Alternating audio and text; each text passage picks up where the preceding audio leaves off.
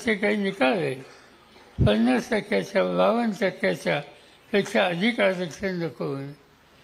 पण दुसऱ्या बाजूला तामिळनाडूसारखं राज्य आहे की त्या राज्यामध्ये 72% आरक्षण दिले आणि ते 72% आरक्षण सुप्रीम कोर्टात टिकलं. त्या संबंधीची भूमिका सुप्रीम कोर्टाने वेगळी केली. त्यानंतर सुप्रीम कोर्टाचे अन्य निर्णय ते आरक्षणाचे विरोधी आहेत. पण हा निकाल शेवटी घ्यायचा होता. संघर्षाची किंवा मागणी करणारा या वर्गात संघर्ष वाढून ह्या प्रश्न सुटणार नाही आणि असे प्रश्न सोडवायचे असतात तर शेवटी राष्ट्रीय पातळीवर निर्णय घेतले पाहिजे. केंद्र सरकारने याच्यात निर्णय घ्यावा लागेल.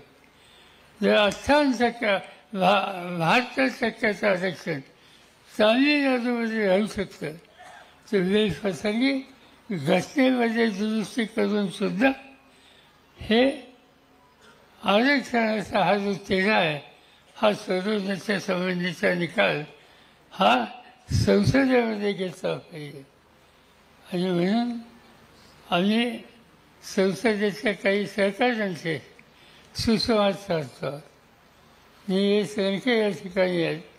आमची त्यांची आणि अन्य सहकाऱ्यांची बैठकी झाली की आपण गरज पडली तर घटनेमध्ये दुरुस्त करण्याची आवश्यकता आहे ही बाब देशाच्या अन्य राज्याच्या घटकांना आपण पटवून देऊ.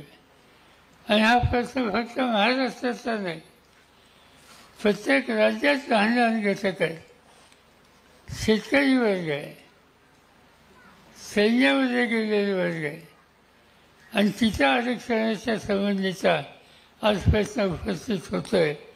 तोही सोडवायचा असेल तर केंद्र पातळीवर घटनेमध्ये युनिफॉर्म एक पॉलिसी देऊन बदलाव करण्याची भूमिका ही जर घेतली तर माझी खात्री आहे की या सगळ्या प्रश्नाला काही ना काहीतरी मदत झाल्याशिवाय राहणार नाही.